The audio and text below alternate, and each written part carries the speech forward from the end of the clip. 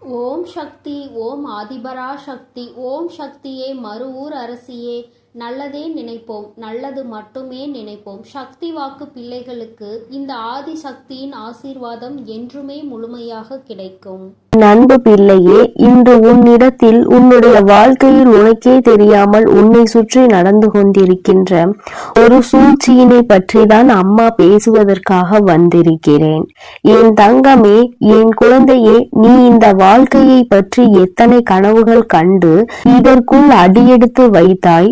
ஆனால் உன்னுடைய கனவுகள் எல்லாம் தவிடுபொடி ஆகுமாறு உன்னுடைய வாழ்க்கை இப்பொழுது உனக்கு அமைந்திருக்கிறது.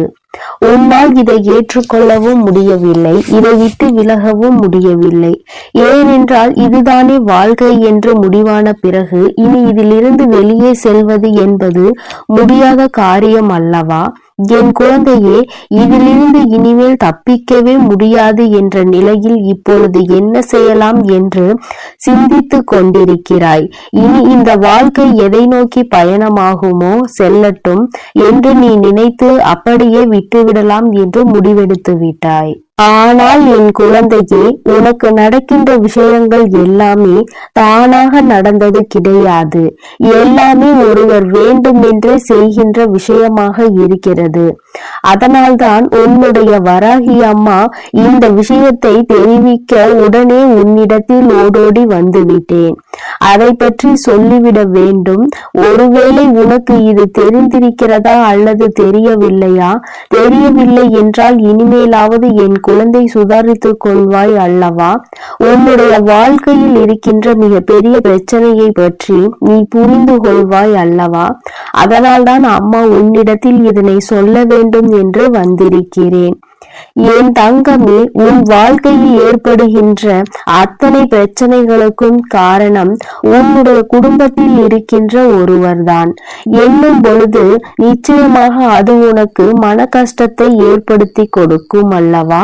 நீ இந்த வாழ்க்கைக்கு வந்துவிட்ட நாள் முதலே அவர்கள் உன் மீது நல்ல எண்ணத்தை கொள்ளவில்லை.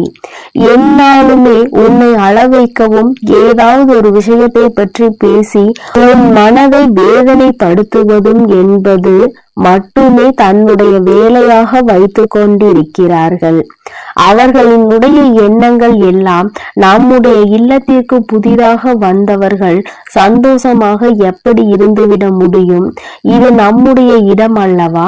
இங்கு நாம் மட்டும்தான் சந்தோஷமாக இருக்க முடியும். அவர்கள் ஏதோ விருந்தாளி போலதான் இங்கே இருக்க வேண்டும் என்று நினைக்கிறார்கள். இது போன்ற எண்ணங்கள் உள்ளவர்கள் இன்னொருவரை அந்த குடும்பத்திற்குள் வர வைத்திருக்க கூடாது.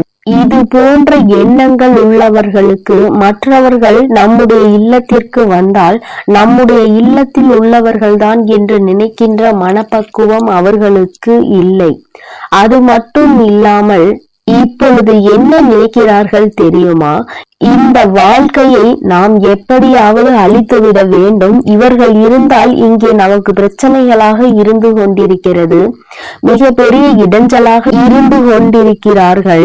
அதனால் இவர்களை எப்படியேனும் இங்கிருந்து விரட்டி அடிக்க வேண்டும் என்று திட்டம் தீட்டி கொண்டிருக்கிறார்கள். என் தங்கமே, அம்மா உன்னை பயமுறுத்த வரவில்லை. உன்னை இப்பொழுது அம்மா செதுக்குவதற்காக வந்திருக்கிறேன். என் குழந்தையே, இது நாள் வரையில் இந்த பிரச்சனைகள் உன் வாழ்க்கையில் நடக்கும் பொழுது அதை கண்டு நீ பயந்து கொண்டிருக்கிறாய். உனக்குள் இருக்கின்ற எந்த ஒரு திறமையையும் எந்த ஒரு சக்தியையும் நீ வெளிக்கொண்டு வரவில்லை. நீ இந்த வராகி அம்மாவை துணை கொண்டுதான் இந்த வாழ்க்கையில் அடியெடுத்து வைத்தாய் என்பதை இன்னும் உணராமல் நின்று கொண்டிருக்கிறாய். இவர்கள் எல்லாம் சிறிது பயம் காட்டியவுடன் என் குழந்தை நீ பயந்து அழ தொடங்கிவிட்டாய். நம் வாழ்க்கை இதோடு முடிந்து விட்டது, இப்படி ஆகிவிட்டது என்று அழுது புலம்புகிறாயே தவிர அதற்கு என்ன முடிவினை எடுக்க வேண்டும் என்று சிந்திக்கவில்லை. என் குழந்தையே, நீ நினைக்கின்றாய் அம்மா என்னாலுமே இந்த வாழ்க்கையில் பிரச்சனையாக இருக்கிற பொழுது எப்படி இந்த வாழ்க்கையை வாழ முடியும்? இதை விட்டு என்னால் செல்லவும் முடியவில்லை. நான் என்ன என்னதான் செய்வது? யாரிடத்தில் சொல்லி என்னால் அளவும் முடியவில்லை. ஏனென்றால் நான் என் வாழ்க்கையில் நடக்கின்ற விஷயங்களை பகிர்ந்து கொண்டால் அது என்னை சார்ந்தவர்களுக்கு மன கஷ்டத்தை எல்லாம் கொடுத்துவிடும். இந்த கஷ்டத்தை அவர்களுக்கு கொடுக்க நான் விரும்பவில்லை.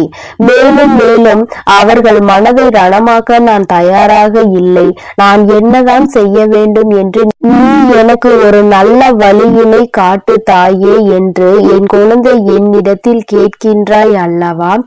என் தங்கமே, அதனால்தான் இன்று உனக்கு நல்லதொரு வழியினை உருவாக்கி கொடுக்க வேண்டும் என்று அம்மா வந்திருக்கிறேன். என் தங்கமே, எந்த ஒரு வாழ்க்கையாக இருந்தாலும் சரி, எந்த ஒரு விஷயமாக இருந்தாலும் சரி, ஆரம்பத்தில் சிறிது பயத்தினை காட்டத்தான் செய்யும். நீ அதற்கு பயந்து அங்கே முடங்கி விட்டால் இந்த வாழ்க்கை அதோடு உனக்கு முடிவினை கட்டிவிடும். ஆனால் முடிவினை கட்ட வேண்டும் என்ற மனநிலையில் நீ இல்லை அல்லவா? இந்த வாழ்க்கையை எப்படியேனும் போராடியாவது வாழ்ந்துவிட வேண்டும் என்று நினைக்கிறாய் அல்லவா? இப்பொழுது நடக்கின்ற இந்த சூழ்நிலைகளினால் உனக்கும் உன்னுடைய வாழ்க்கை துணைக்கும் நிம்மதி இல்லாத வாழ்க்கையாக இருந்து கொண்டிருக்கிறது. என்னாலும் பிரச்சனை, எப்பொழுதும் என்ன செயலை செய்தாலும் அங்கே சண்டையும் சச்சரவுகளுமாக இருந்து கொண்டிருக்கிறது. இதற்கெல்லாம் சுற்றி இருக்கின்றவர்கள் தானே காரணமாக இருக்கிறார்கள். அப்படி என்றால் இப்பொழுது நீ என்ன செய்ய வேண்டும் என்று ஒருமுறை சிந்தித்து பார். என் தங்கமே, இந்த வராகி அம்மாவின் குழந்தைகள் யாருமே கண்ணீர் சிந்தக்கூடாது. வாழ்க்கையில் எந்த ஒரு விஷயம் உன்னை காயப்படுத்துகிறதோ அந்த விஷயத்திற்கு முன்னால் நீ உன்னை வலுப்படுத்த வேண்டும். உன்னை நீ செதுக்க வேண்டும். என் தங்கமே, என்னாலுமே உன்னோடு இந்த வராகி அம்மா இருக்கிறாள் என்ற நம்பிக்கையோடு அவர்களை எதிர்ப்பதற்கு முதலில் நீ துணிய வேண்டும். நான் உன்னை எதிர்த்து சண்டையிட சொல்லவில்லை. உன்னுடைய செயல்பாடுகள் இனிமேல் அவர்கள் உன் அருகில் நெருங்காதவாறு இருக்க வேண்டும். இந்த வாழ்க்கை உனக்கு நிச்சயமாக சந்தோஷமான வாழ்க்கையாக தான் அமைந்திருக்கின்றது. ஆனால் சுற்றி இருக்கின்றவர்கள் செய்கின்ற சூழ்ச்சியினால் தான் அது உனக்கு கஷ்டங்களை கொடுத்திருக்கிறது. அப்படியானால் என் குழந்தையே, நீ இப்பொழுது என்ன செய்ய வேண்டும் தெரியுமா? உன்னிடத்தில் நின்று பேச முடியாத அளவிற்கு உன்னுடைய செயல்பாடுகள் எல்லாம் இருக்க வேண்டும். அவர்கள் உன்னை என்ன அடிமைப்படுத்துவது? என் தங்கமே, நீ அவர்கள் முன்னால் நான் ஒன்றும் அடிமை இல்லை என்பது போல நிமிர்ந்து நிற்க வேண்டும். உன்னுடைய சொந்த காலை ஊன்றி நீ நடக்க பழக வேண்டும். யாருடைய உதவியையும் எதிர்பார்க்காமல் என் குழந்தை, நீ சொந்தமாக உன்னுடைய வாழ்க்கையை வாழ்வதற்கான எல்லா முயற்சிகளையும் எடுக்க வேண்டும். என்னாலும் எந்த ஒரு உதவியும் என்று கையேந்தி நிற்க கூடாது. அவர்களிடம் அதற்காக நிற்பதுதான் இன்னும் அவர்களுக்கு உன்னை ஏளனமாக பார்ப்பதற்கு மிக பெரிய காரணம். அது மாறிவிட்டது. நீ என் பிள்ளை, உன்னிடத்தில் 4 பேர் வந்து கையேந்த வேண்டிய நிலைமையை உருவாக்க வேண்டுமே தவிர நீ யாரிடமும் நின்று கையேந்தி நிற்காதே. வாழ்க்கை துணையாகவே இருந்தாலும் பணம் என்ற ஒன்று வந்தால் இங்கே கருத்து வேறுபாடுகள் வந்து விடுகிறது. ஏனென்றால் பணம் அத்தனை முக்கியமான இடத்தை அல்லவா வைத்துக் கொண்டிருக்கிறது. இந்த குடும்பத்தில் இருக்கின்ற சிலர் இன்னும் எப்பொழுதெல்லாம் பிரச்சனைகளை உருவாக்கி கொடுக்கலாம், வாழ்க்கை துணையை எப்பொழுது பிரித்து வைக்கலாம் என்று அங்கே கங்கணம் கட்டிக்கொண்டு இருக்கின்றார்கள். அவர்களெல்லாம் மற்றவர்கள் சந்தோஷமாக இருப்பதில் விருப்பம் கிடையாது. அவர்கள் முன்னால் யார் சந்தோஷமாக இருந்தாலும் அவர்களுக்கு அது பிடிப்பதில்லை. இதற்கு ஒரே ஒரு காரணம் மட்டும் இருக்கிறது. என்ன தெரியுமா? இந்த சந்தோஷம் அவர்களுக்கு கிடைக்கவில்லை. அதுதான் முக்கிய காரணம். அவர்களுடைய வாழ்க்கை மற்றவர்களை எப்படி கெடுப்பது என்றே காலம் முழுவதும் ஓடிவிட்டது. அப்படியானால் அவர்களுக்கான சந்தோஷத்தை அவர்கள் எங்கே அனுபவித்து இருப்பார்கள்? அதனால் என் குழந்தை, அவர்களினுடைய மனநிலை முழுவதுமே கெட்ட எண்ணங்கள் இருக்கிறது என்பதை நீ புரிந்து கொண்டாய் அல்லவா? நீ என்ன செய்தாலுமே தங்கமே, உன்னை அவர்கள் தலையில் தூக்கி வைத்து கொண்டாட போவது கிடையாது. அதனால் அவர்களிடத்தில் நின்று போராடி கொண்டிருப்பதை நிறுத்திவிட்டு உன்னுடைய வாழ்க்கை பாதையை எதிர்காலத்தை நோக்கி நீ செலுத்த வேண்டும். என் தங்கமே, அந்த பாதை உனக்கான வெற்றி பாதையாக இருக்க வேண்டும். நீ நினைத்ததை இந்த வாழ்க்கையில் நிச்சயமாக அடைய வேண்டும். உன்னுடைய வாழ்க்கை உனக்கு நிச்சயமாக நல்லதொரு பதவியை கொடுக்கும். அதற்காக காத்து கொண்டிருக்கிறது. சாதிக்க வேண்டிய நேரத்தில் சாதிக்காமல் காலம் கடந்த பிறகு சாதனையை செய்ய வேண்டும் என்று நினைக்காதே. இது உனக்கான சரியான நேரம். சரியான நேரத்தில் தான் இந்த வராகி அம்மாவிடம் வேண்டுதல்களை வைத்திருக்கிறாய். உன்னுடைய கஷ்டங்களை சொல்லி புலம்பி இருக்கிறாய். அம்மா உனக்கு சொல்கின்ற ஒரே ஒரு தீர்வு என் தங்கமே, நீ சொந்த காலில் நிற்க வேண்டும். யாரும் உன்னை கேள்வி கேட்க வேண்டும் என்றால் ஒரு நிமிடம் யோசிக்க வேண்டும். அந்த பணம் என்ற ஒன்று உன் கைகளில் புரள ஆரம்பித்தால் இவர்கள் எல்லாம் உன் பின்னால் கைகட்டி நிச்சயமாக நின்று கொண்டிருப்பார்கள். அவர்களுக்காக உன்னை சம்பாதிக்க வேண்டும் என்று நான் சொல்லவில்லை. உன்னுடைய திறமையை நீ முடக்காமல் உன்னுடைய திறமை என்னவென்பதை நீ வெளிக்கொண்டு வா என்றுதான் அம்மா சொல்கிறேன். உன்னுடைய குலதெய்வத்திற்கு உன்னுடைய குடும்பத்தில் இருக்கின்ற ஒரு நபரின் மீது அதிருப்தி ஏற்பட்டிருக்கிறது. அந்த அதிருப்தியானது இன்று உன்னிடத்தில் பேச வேண்டும் என்று அவர்களை தூண்டி இருக்கிறது. எல்லாவற்றிற்கும் ஒரு மிகப்பெரிய காரணம் ஒன்று இருக்கிறது. அதற்கு காரணம் என்ன தெரியுமா? உன்னுடைய குலதெய்வத்தின் மனதில் இருக்கின்ற அந்த நீங்காத வேதனைதான். நம் குலத்தில் இருக்கிறவர்களே இது போன்று செய்கிறார்களே என்று மிகுந்த மனவேதனையில் இருந்து கொண்டிருக்கிறார்கள். என் தங்கமே, உன்னுடைய மனதிற்குள் இப்பொழுது என்னென்ன எண்ணங்கள் ஓடுகிறது என்பதை எல்லாம் புரிந்து கொள்ள முடிகிறது. என் குலத்தில் அப்படி யார் இப்படிப்பட்ட ஒரு சூழ்நிலையை உருவாக்கி இருக்கிறார்கள்? குலதெய்வத்திற்கே அவர்கள் மீது வெறுப்பு வருகிறதே என்றால் அப்படி என்ன நடந்துவிட்டது என்று நீ நினைக்கிறாய்? என் தங்கமே, இதை நீ உன் குலதெய்வத்தின் வாயாலே கேட்டுக்கொள். இப்பொழுது இந்த வராகி உன்னுடைய குலதெய்வத்தின் வாக்கினை அப்படியே சொல்கிறேன். அவர்கள் என்னிடத்தில் என்ன சொன்னார்கள் அதை நான் உன்னிடத்தில் அப்படியே சொல்லி தெரிவிக்கிறேன். என்னவென்பதை நீ முழுமையாக புரிந்து கொண்டால் போதும். உனக்கு என்ன நடந்தது, எதனால் இப்பொழுது இப்படி நடக்கிறது என்பதை தெரிந்து கொள்வாய். என் தங்கமே, இதோ உன் குலதெய்வம் சொல்வதை நீ முழுமையாக கேள். என் தங்கமே, நான் தான் உன்னுடைய குலதெய்வம். என்னுடைய குலத்தில் இருக்கின்ற எல்லா குழந்தைகளையும் நான் ஒன்று போலதான் பார்க்கிறேன். அதுபோல அவர்களும் எல்லோருக்கும் ஒற்றுமையாக தான் இருப்பார்கள் என்று நான் என்னாலும் நினைத்து கொண்டிருக்கின்றேன். நான் இங்கே பாடுபடுவது என்னுடைய குலத்தில் இருக்கின்ற எல்லா குழந்தைகளும் சந்தோஷமாக இருக்க வேண்டும். அவர்கள் எப்பொழுதும் ஒற்றுமையாக இருந்து இந்த குலத்தை நல்லபடியாக வழிநடத்த வேண்டும். எனக்கு பூஜைகளை செய்யும் பொழுதெல்லாம் இவர்கள் ஒற்றுமையாக நின்று கொண்டிருக்க வேண்டும் என்றுதான் நான் நினைக்கிறேன்.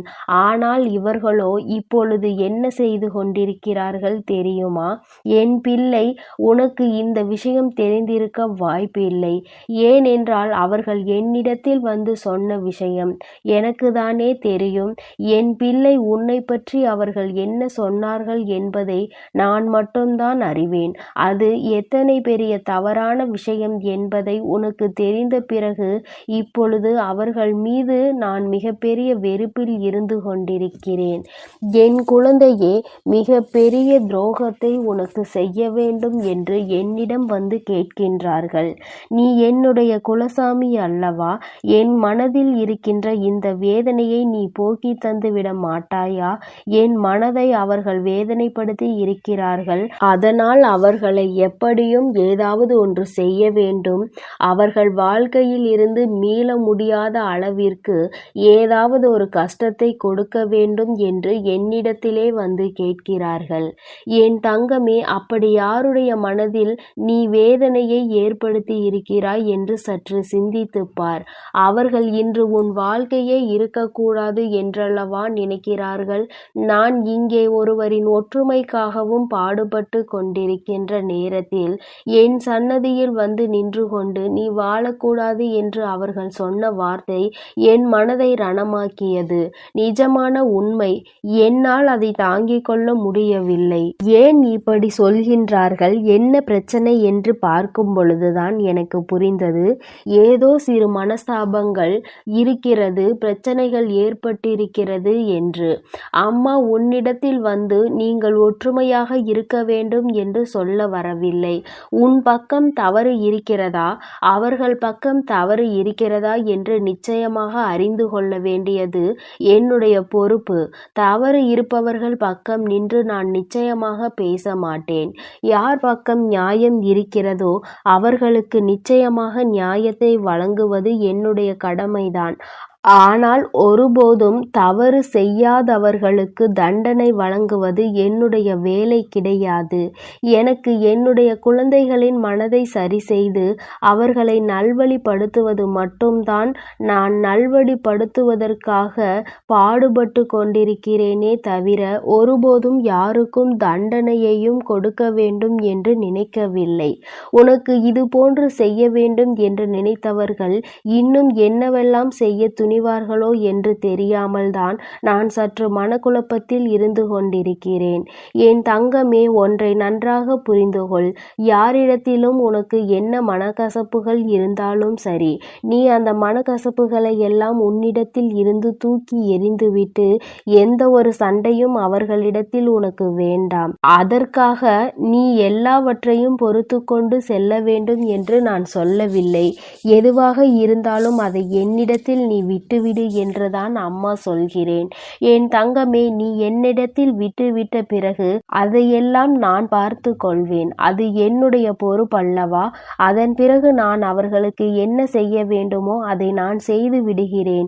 என் குழந்தையே, உன்னுடைய மனதில் இருக்கின்ற இந்த வேதனைகளுக்கெல்லாம் நான் இப்பொழுது உனக்கு பதிலை தந்து விடுகிறேன். இவர்கள் செய்ய நினைத்த விஷயம், உன் வாழ்க்கையை அழிக்க நினைத்த விஷயம் எனக்கு மட்டுமே தெரிந்தது.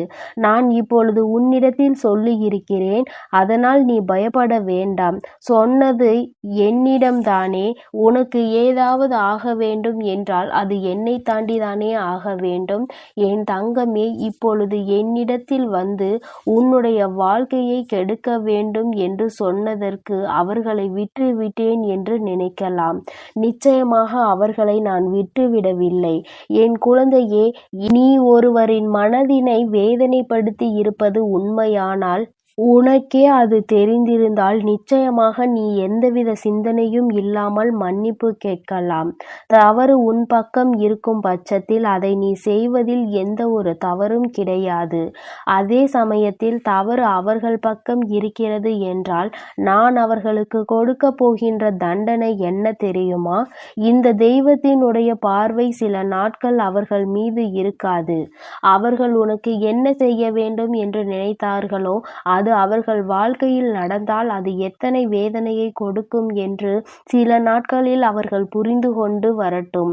நிச்சயமாக புரிந்து கொண்ட பிறகு என்னிடத்தில் மன்னிப்பு கேட்க வருவார்கள். அதன் பிறகு நான் அவர்கள் வாழ்க்கையை மீண்டும் பழைய நிலைமைக்கு திருப்பி கொடுத்து விடுவேன். இதுதான் இப்பொழுது நான் செய்ய துணிந்திருக்கிறேன். உனக்கு இதனை தெரிந்து கொள்ள வேண்டும். ஏனென்றால் எல்லோருமே நம்மோடு நன்றாக இருப்பார்கள்.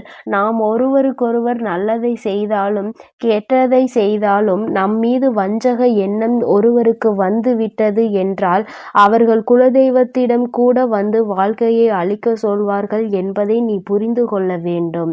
குலத்தில் இருக்கின்றவர்கள் சில பேர் என்னுடைய கோவிலில் நின்று சண்டையிடுகிறார்கள். இதுவெல்லாம் எனக்கு எத்தனை வேதனையை ஏற்படுத்தும் என்பதை அறிந்திருக்க அவர்களுக்கு வாய்ப்பு இல்லை. என்னுடைய பொறுமைக்கும் ஒரு எல்லை உண்டு. என்னுடைய பொறுமையின் எல்லை மீறும் பொழுதுதான் அவர்களின் குலத்தை நான் காக்காமல் சென்று விட்டால் என்ன செய்து விடுவார்கள்? நான் அவர்களின் குலத்தை காக்கின்ற தெய்வம். அவர்களை எத்தனை அன்போடு என்னாலும் அரவணைக்க காத்து கொண்டிருக்கிறேன். அவர்கள் மீது எத்தனை அன்பினை அள்ளி கொடுத்து காத்து கொண்டிருக்கிறேன். ஆனால் அவர்களோ என் மீதும் என்னை பற்றிய சிறிதளவு சிந்தனை கூட இல்லாமல் இது போன்று செய்து விடுகிறார்கள் அல்லவா? நிச்சயமாக இவையெல்லாம் மாற வேண்டும். உன்னுடைய வாழ்க்கையில் நடந்த எல்லாவற்றையும் நான் மாற்றி கொடுக்கிறேன். நீ சந்தோஷமாக இருக்க வேண்டும்.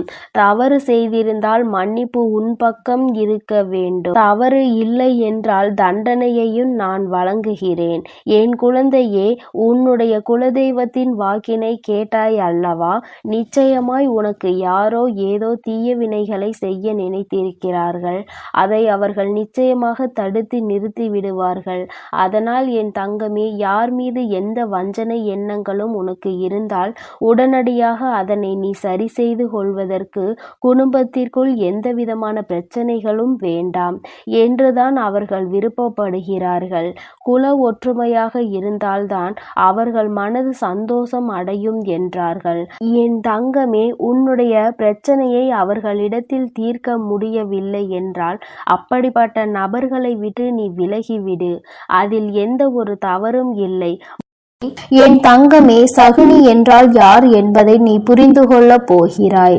இது போன்றெல்லாம் வாழ்க்கையில் செய்ய முடியுமா? இப்படி கூட மனிதர்கள் இருப்பார்களா என்பதை நீ உணர்ந்து கொள்ள போகிறாய். என் பிள்ளையே, என்னாலும் நல்லவர்கள் போல எல்லோராலும் வேடம் இட்டுக்கொண்டு நடிக்க முடியாது. ஒரு நாள் இல்லை ஒரு நாள் அவர்களினுடைய வேஷம் கலைந்துதானே ஆக வேண்டும். அதுபோலதான் இன்று உன் வாழ்க்கையில் உன்னை சுற்றி நடந்து கொண்டிருக்கின்ற ஒரு மிக பெரிய செயலுக்கு காரணமாக இருக்கக்கூடிய ஒரு துரோகியை நீ அடையாளம் காண போகிறாய். என் தங்கமே, எல்லோருக்குமே வாழ்க்கையில் ஏதேனும் ஒரு வகையில் பிரச்சனைகள் இருந்து கொண்டுதான் இருக்கிறது. சில சமயங்களில் அந்த பிரச்சனைகளை உன்னால் சமாளிக்க முடியும். சில சமயங்களில் இந்த பிரச்சனையே வேண்டாம் என்று உன்னால் ஒதுங்கி இருக்கவும் முடியும். பல நேரங்களில் நமக்கு எதற்கு இதுவெல்லாம் என்று நீ எல்லாவற்றையும் விட்டுவிடதான் முடிவு செய்கிறாய். என் தங்கமே, இந்த தாயானவள் இன்று உன்னை நாடி வந்ததற்கு ஒரு காரணம் இருக்கிறது. அது என்ன தெரியுமா? என்னுடைய பிள்ளையின் வாழ்க்கையில் பல நேரங்களில் மனமுடைந்து காணப்படுகிறாய். அப்பொழுதெல்லாம் அதற்கு காரணமாக இருக்கக்கூடிய அந்த துரோகியை நீ அடையாளம் காண முடியவில்லையே என்று நீ வருத்தப்படுகிறாய். ஏனோ நடக்கிறது.